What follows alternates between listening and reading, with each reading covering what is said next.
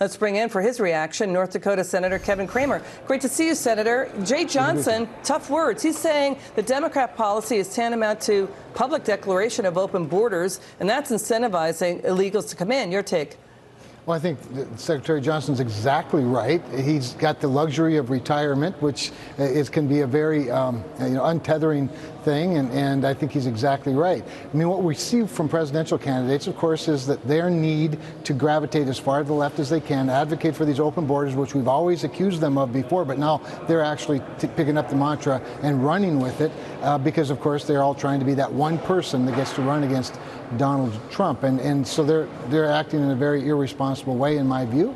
And I think Secretary Johnson's doing his party and the American people a service by suggesting that they ought to come back. You know, Jay Johnson also wrote, quote, to win support from the Democrat base, 2020 Democrats now espouse extreme policy proposals that are unworkable, have no hope of winning the broad support of Congress and the people they represent. You know, 2020 Democrat Cory Booker last week escorted across the border illegals from Juarez into El Paso. Your reaction to all of that?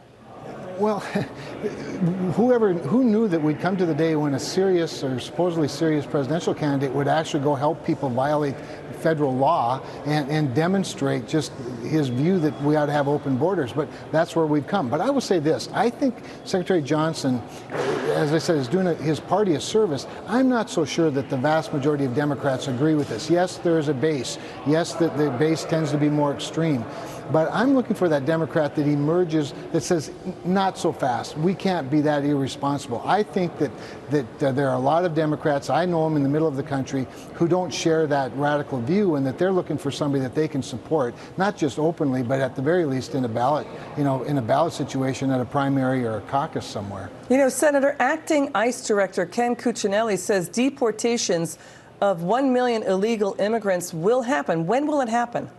Yeah, I don't know. As you know, I think you teased up at the front that the 2 weeks are up, the deadline that he imposed on Congress to fix this. I think at the very least, while we haven't fixed it, you're seeing some action. You referenced the bipartisan members of the Judiciary Committee that are working on something, going down there. Certainly, Chairman Graham has worked very hard on closing some of the loopholes and the incentives. I think it's difficult in a very transparent discussion for Democrats to deny that we have policies that attract this. And so I think give us a little bit more time, keep our feet to the fire, but keep the transparency going.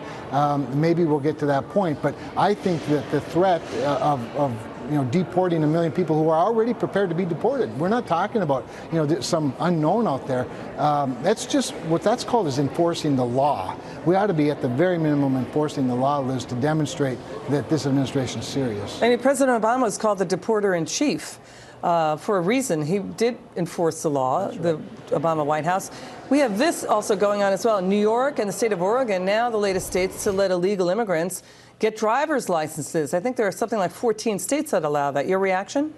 Well, again, all they're trying to do is they're trying to legalize something that's illegal, and it's against federal law. And states have a lot of rights to do what they want. We do have a federalist system, but to somehow dismiss and ignore the federal laws and then to try to cover it up with these crazy state laws that allow driver's license or to somehow legitimize illegitimate activity, I think is blatantly wrong. And I think that if it weren't for presidential politics, we'd maybe be able to have a more adult discussion about this, Liz. But in the meantime, I think Democrats are running the risk of running themselves right out of the mainstream of America. And maybe it'll be good for Donald Trump's reelection. Quickly, switching gears, President Trump now considering an executive order to get a citizenship question on the census.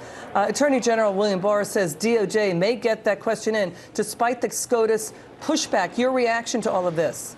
Well, I don't understand why the president doesn't have all the right in the world to ask that question. And he's the president of the United States. I know we have co-equal branches. The Supreme Court on a 5-4 decision seems to disagree, at least with the rationale or the reasons for the case. But my goodness, when you think of all the questions that we ask on a census, it seems like citizenship would be pretty basic, pretty important to know. It should have real value. I'm disappointed that the administration wasn't able to convince one more Supreme Court justice that it ought to be there. I think they ought to keep working on it. I think the president ought to do an executive order. I think that the department ought to come up with probably a better legal explanation as to why it's important. All hands have to be on deck to try to get this done before the census is taken. I'm going to make you work tonight. We're going to switch gears again. I'm going to throw a totally different subject at you.